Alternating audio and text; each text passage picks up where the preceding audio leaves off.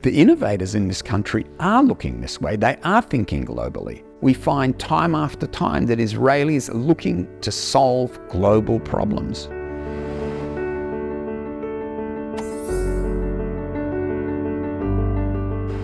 Today we're speaking with Dr. Michael Adel, who is a physicist and an expert in intellectual property and patenting.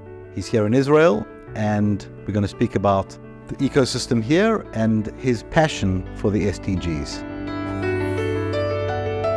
Tell us a little bit about yourself and where we find ourselves. So we find ourselves in Beit Ziki. That's the house in which I live together with my family here in Zichron Yaakov in Israel. It's a zero energy house. It's taken us well over 20 years to bring it to that state. Fortunately, I'm married to an architect. That helps a lot.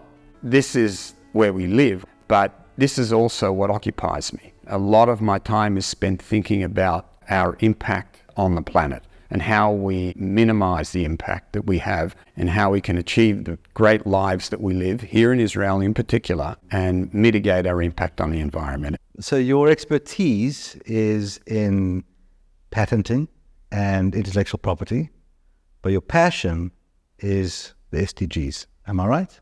Well said.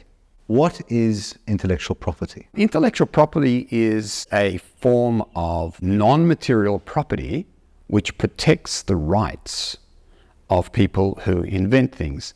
It's a way of preventing others from copying you. It doesn't necessarily give you the right to use something because there may be other reasons why you cannot. There might be laws in place, but it does allow you for a certain period of time, typically for 20 years, from preventing your competitors from copying you. We can innovate, we can build, and we can temporarily have a competitive advantage in the marketplace. And this is a form of motivation to innovate.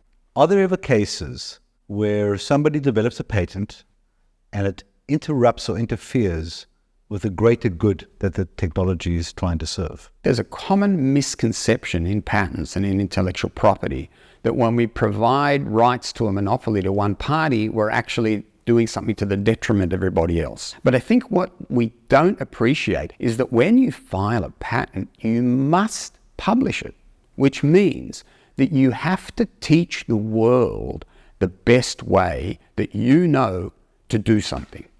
And that is the essence of a patent. It's a publication. It's sharing with the world what I have discovered. The value of sharing that knowledge, instead of keeping it in-house as a trade secret, is substantially greater than the negative impact it has on the competitor who now needs to take either a sidestep or actually a step above the state of the art that I have put in place with my patent. Along the way, all of this other great knowledge is being imparted to the world, and you can find amazing solutions to problems amongst that patent data.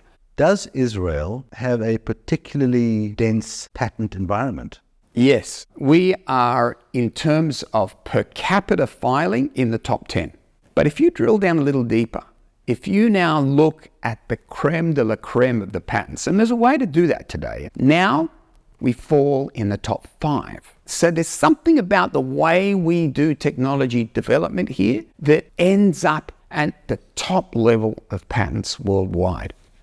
Why do you think that is? There is a sort of a necessity is the mother of invention mentality here. We face many, many challenges.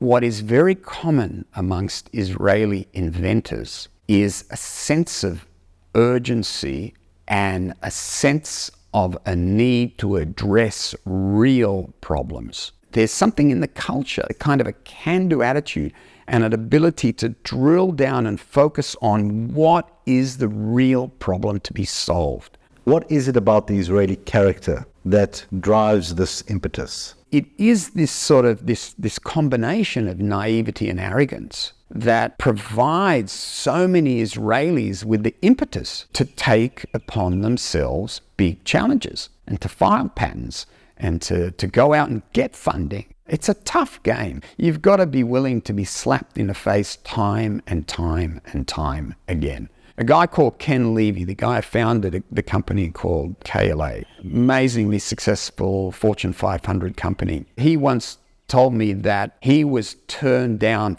50 times before he got his first check. He just had to keep going and going and going. And there are so many people like that in this country that seem to just have the willingness to get slapped in the face and get up and keep going. Amazing. Michael, what are the SDGs and what value do they bring? It's essentially a set of objectives or goals that will allow development to continue, but in a way which is sustainable. So this goes back to about 2012, actually. In Rio de Janeiro, there was a Sustainable Development Conference.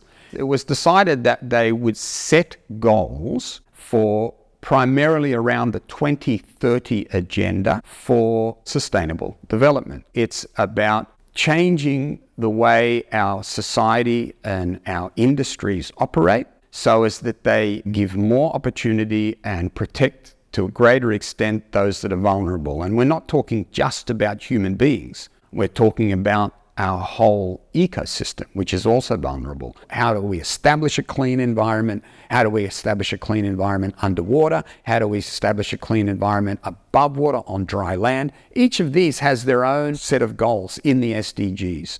The SDGs cover a very wide range of human endeavor. Some of them are much more related to modern industry and economy and technology development, and others are more related to society. Where I see Israel is playing a significant role is, first of all, in renewable energy. Despite the fact that as a society, we don't have a very high adoption of renewable energy, if you look at us historically, we've done amazing things. The solar hot water heater was invented here in Israel under a scientist brought here by David Ben-Gurion just after the establishment of the State of Israel. So we got off to a really good start.